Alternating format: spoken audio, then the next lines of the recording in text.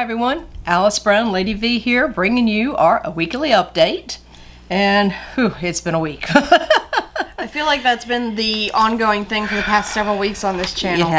It has, and we got a little bit more to go. So, everything comes in threes. I think we've hit over three times now. Yep, we have. It has been a bit of a not so good week. Let me just put it that way. To begin with, no, the writing has not gone anywhere, and it will not until after this coming weekend. We do have our last big fall show for a little while to finish up October, and that is in Holden Beach. Mm-hmm. Festival by the Sea, which show them the... If you are anywhere near Holden Beach, please come see us, because this is going to be stocked full of candy for trick-or-treaters or anybody else that wants it. Mr. Brown slightly got a little carried over on the amount of candy he bought for the trick-or-treaters. I've got like 3 huge bags of candy. So please come see us. Come take a handful. Don't let the kids have one piece. Take a handful. Take a handful. Otherwise, it comes back home with us, and we'll eat it all, and we don't want to do that. So come see us. Grab some candy. Just say hi. Grab a handful of candy, and Like I've got a big sweet tooth, but even my sweet tooth needs a break. So let's go over a little bit about what has gone on. First of all, I know last week I went through and viewed the video myself, and I thought, Alice, you're not looking too bad. And, my war paint's on today, but underneath this, I have been in a major fibro flare-up for almost 2 weeks now. Mm-hmm. It started with the Ocean Owl show, and I know what caused it. It was the music and the fact that we were so close. We were right behind the bands. Well, on top of which, we did that show driving back and forth each day, and that is almost a 2-hour drive one way. Yeah, and so that was it was too much. And I learned my lesson, but when you're in the middle of a situation, you just got to go through with it. She likes to think that she's Wonder Woman. Yeah, I lost my keep a while ago, though. Every once in a while, we had to bring her down to reality. So, actually, the fibro does that for me. Yeah, exactly. Yeah. So while we are, might be looking decent, and you're thinking, you don't look like anything's wrong. Yeah, underneath this war paint is a very hurting woman right now. So bear with me. I've got notes for this video because I'm in a fiber fog and can't remember anything right now. So we are going to go over our last show, which was last weekend, Geek and Grub, the Halloween edition, and that was a lot of fun. It was. Mr. Brown got to participate in the haunted houses and had a blast. Yes, he did. He really did. And it looks like he's going to be doing quite a bit of some of the volunteering work on a permanent basis out there. So it gives him something to do. Yeah, he has a blast with the crew that's out there for setting up and taking down. Mm-hmm. He's made good friends with the DJ, and he's happy. So while the end of last week, we started getting prepared for the show, Murphy's Law decided to knock on our door. I'm not sure Murphy has left yet. No, I think he's still lurking around. I think so. So let me just give you a rundown of what we had to deal with. It all started a day or two before the show, and we received some personal bad news that we had to deal with, and I don't want to go into detail, but knowing what we did, it weighed us down. And so that was strike number 1.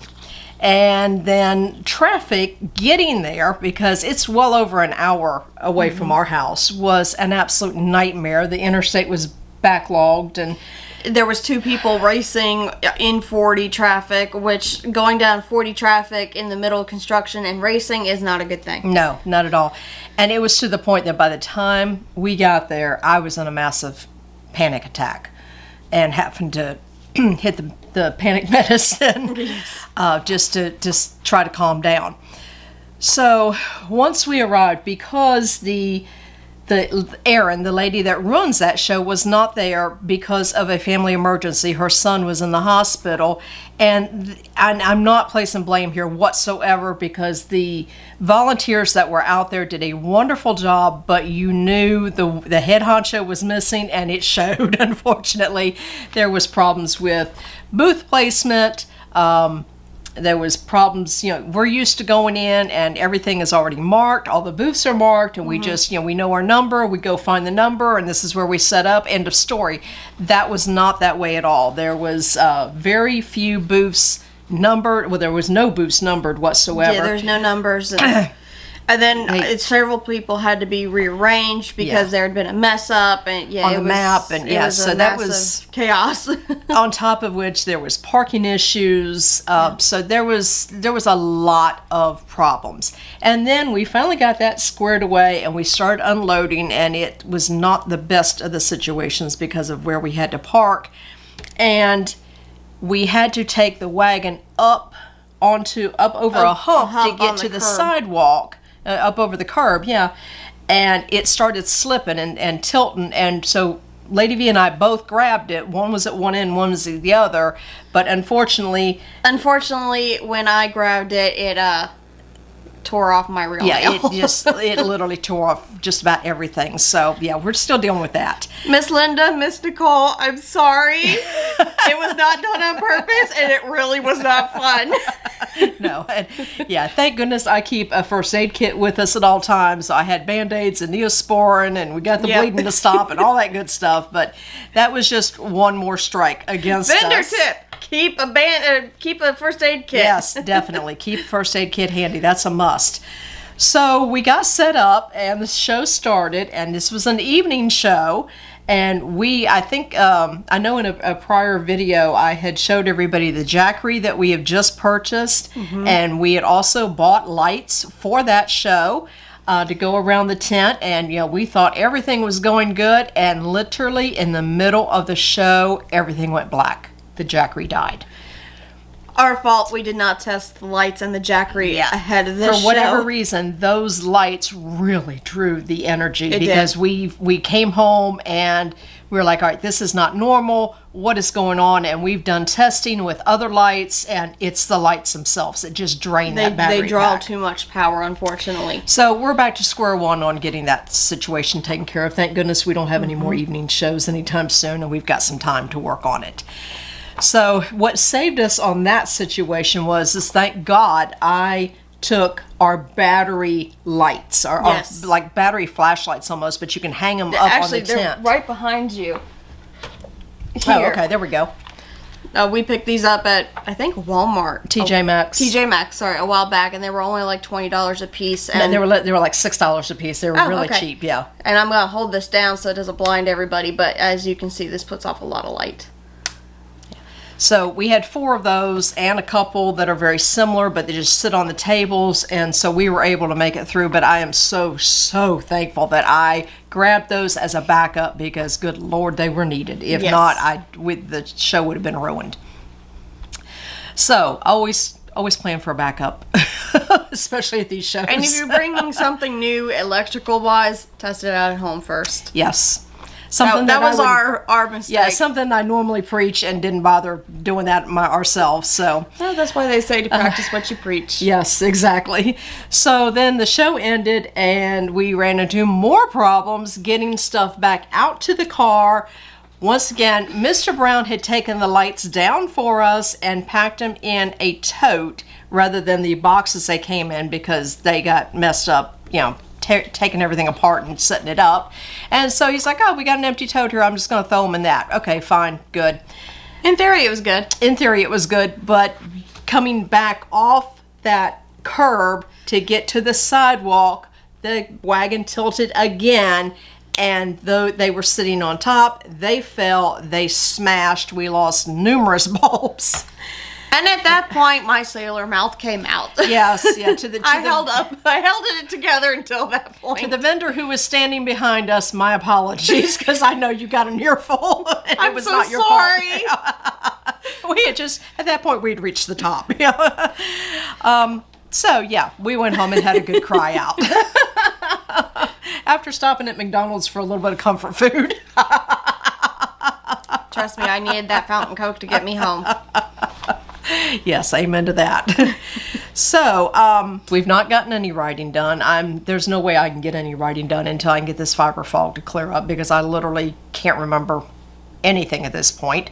I'm going back to writing everything down, because if I don't, I'm going to forget it, and I know it, and I hate this about the fibromyalgia, but it is what it is. I am taking this week quite a bit of time down. I know I look dressed up and nice, but believe me, as soon as this video's done, I'm going to be back in my pajamas, so. I only got dressed in yoga pants. I mean, I got a nice shirt on, but I got yoga pants on.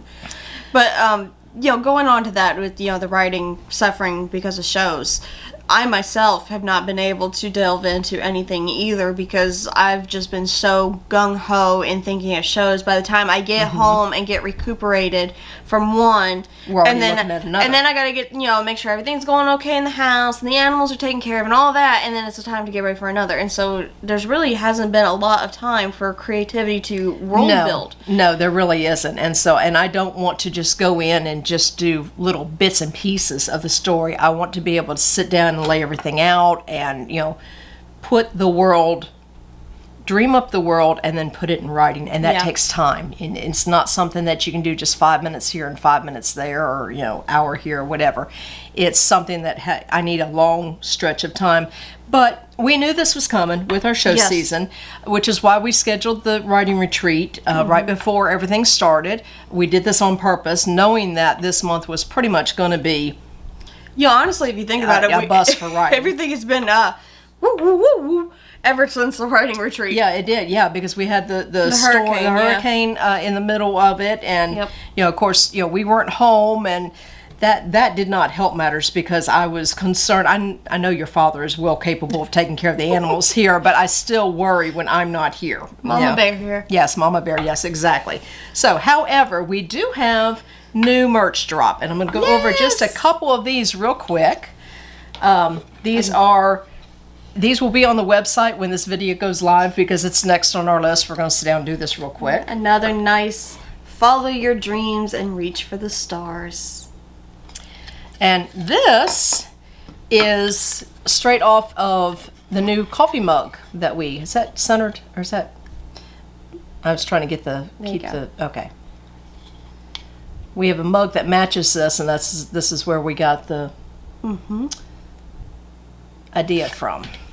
So. And then this one. That one came also from the coffee mugs and stickers. As you might recall, my Ewok doesn't give a without its coffee. Again, I don't feel like dealing with the YouTube getting after me. Censoring us, yes. So we also have numerous boxes. We've got a really pretty fleur-de-lis. I think this one turned out so good. I designed this one myself, and I love it. I love how you put the corner designs on these. That just kind of really brings it out. Trying to step things up a little bit when we're designing these. Speaking of our boxes, somebody was talking to me down at Ocean Isle, and they were asking, what do you use these for? Because we don't, as you can see, we don't ever do anything on the inside of these. We leave them nice and empty. And the reason is because everybody wants to use these for something different. And in those cases, we've had people come up wanting them for cigar boxes, wanting them for jewelry boxes. I've even had somebody want to use it for dice boxes. But the one that really stood out to me was the one in Ocean Isle. Is he wanted to get the box for his niece for her coloring markers. And I thought that was because it was a mermaid box. And she loves the Little Mermaid, and he wanted to get it for her coloring markers. That's sweet. Yes. So here we have another box. Okay. And then the last one, I woke up this perfect. Mr. Guardian has already said that he loves this one. Yes. So these are part of the new drop of new merch, coming out. And anything else we need to go over? I think that's about it. We do have a new segment coming out at the behind this on. What is this week's segment? Differences on indoor shows versus outdoor shows. So, and again, I've got plenty of notes, because otherwise I would never remember a thing. So stay tuned to the end of this video, and until next week, have a great week. Have a great day. Hi guys, welcome to our vendor tips section, and today we're going to go over the differences of indoor craft shows or indoor shows, period, versus outdoor, because there is a lot of difference between the two. There's a lot of logistics differences between the two. There is, and we're going to go over those today. Now, first and foremost, if you are a beginner just starting off in the craft world, selling your items, I highly, highly recommend starting with indoor shows. And the reason for that is, A, they're for the most part less expensive. B, it's less expensive on your part too, because you don't have to worry about a tent and your weights and all that extra stuff. You can pretty much just concentrate on your product. I know a lot of your churches and places like that have these little craft fairs. They even include a table, sometimes 2 chairs, which that's less that you have to bring too. So that just gives you more room in your vehicle for your product and less weight. So anyway, so we're going to go over the differences. Most of the time, your outdoor shows do draw a larger crowd. Now, bear in mind that because they do draw a larger crowd, you're going to pay more in most situations for these outdoor shows. Your church fairs most of the time run somewhere in the neighborhood of 50 to maybe 150 for a decent sized one. Your large shows can easily top $500. So that has to be taken into consideration. And when you're just starting and you have no idea how your product's going to sell, who all's going to be interested in it, all that good stuff, stick to the smaller ones until you get your feet wet and you know what you're doing, and then move up to the larger ones. The other thing to bear in mind is these larger shows, you're going to pay more money to get in, you've got to take a lot more stuff, and just because there is a larger crowd does not mean by any means, doesn't mean you're going to make more money. Case in point, we just did a show a couple weeks ago. It was an outdoor show of 20,000 plus people for the weekend. That's a lot. That's a lot of people. Now, that does not mean that 20,000 plus people are going to stop at your booth. There's no way. Actually, what you have to do in that case is you have to figure out a percentage of, a percentage of those people who are going to be interested in your niche, whether you are a crocheter, you're an artist, you're a painter, you're an author, whatever have you. And then you have to even go further in the percentage of they're interested in that work, but are they interested in your style? So you would think with 20,000 people that we sold a ton of stuff, right? No. We did cover costs. We actually made a little bit of profit. We did okay, but we keep very good records on how many people step up to our booth to actually look at what we have, and then how many people buy once they come into that booth. Because actually, I don't have it here, but I have a little clicker.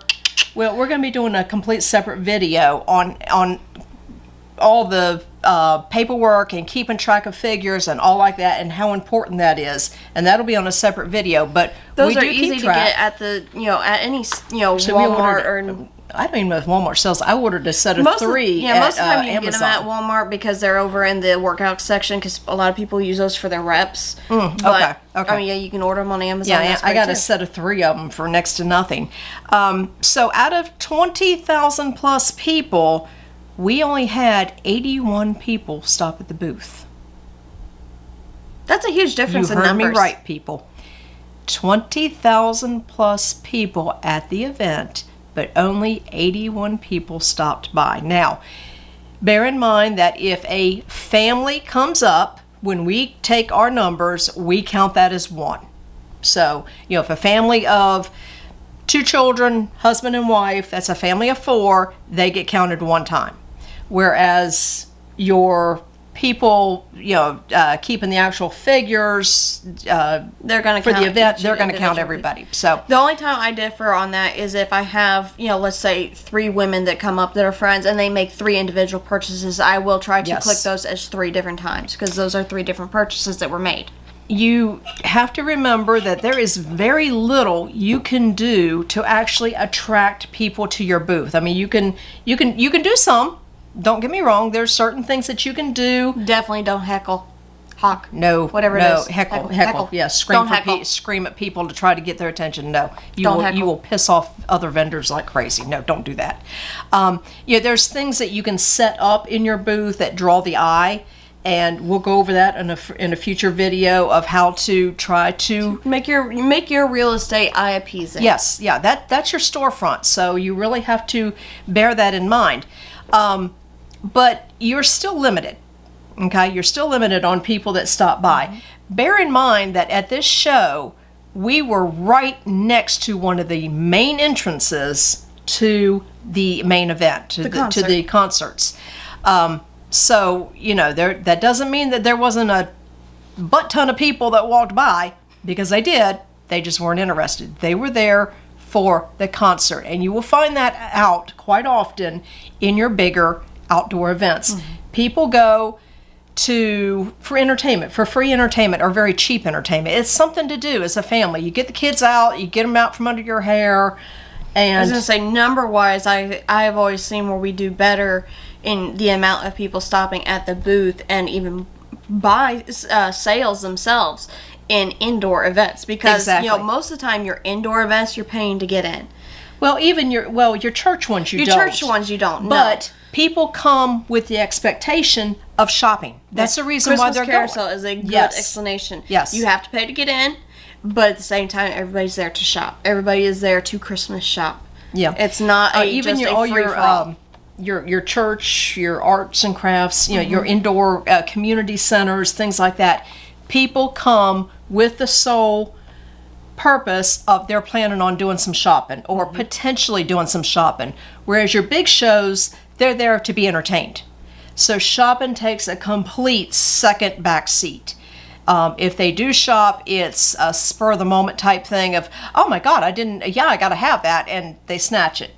That makes a big difference in how your figures are going to work out. So bear that in mind, especially when you get to some of these bigger ones that Having are veritable $300, price points $400, $500, $300, and $500 to get in, and then you've got to take your gas in consideration. And if you're any more than an hour, you're going to want to spend the night, which then you add motel expenses in it. It can really, really rack up. We've done numerous ones where our the amount of money we've got going in before we ever sell the first item is sitting at $600. That is a lot of product that you have to sell just to break even. So, again, we'll go over a lot of the financial details and stuff in another video, but it's coming. It is what it is. Yeah, it's coming. Okay, so on indoor shows, you don't have to worry about the tent, the weights, tables and chairs quite often. A lot of indoor shows also will let you rent if you need more than one table.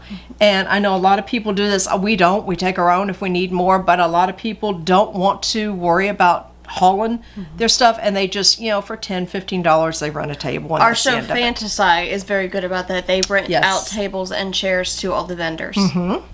Another thing to take into consideration is the outdoor events can turn in a matter of minutes due to weather. Yeah, this is probably one of the biggest downfalls to outdoor events, because 99% of these events are rain or shine. Once you turn in your application and your money, and they've got your money, I can promise you the chances of getting that back are very slim to none. We have a select few that have been very, very good about either refunding or moving it to the next show. Mebane was fantastic. Yeah. Yes. And I told them just to go ahead and put us down for next year and put it on that, and it was fine. Geek and Grub is another one. She is very good to work with, but there are a lot. Ocean Owl, Holden Beach, all these big outdoor events that we do. It's rain or shine, and you are going to be downright miserable if you have to sit in that tent all weekend long with it pouring down rain. Cold wind, any of that. Virtually nobody is going to come, because who wants to come out in the rain just to look at some arts and crafts stuff? And the other thing you have to take in consideration in bad weather is your product. please, whatever you do, do not trust your tent to keep that stuff safe, because I promise you those tents will let you down. We have another video coming in the next couple of weeks on the differences between your cheap tents that quite often just about everybody uses, coming from Walmart or Target or someplace like that, versus ordering a tent and paying a lot more money, and is it worth it or not? So we'll be going over that. But I have seen numerous tents leak. We ran into this problem last year at our local show right here in Clinton.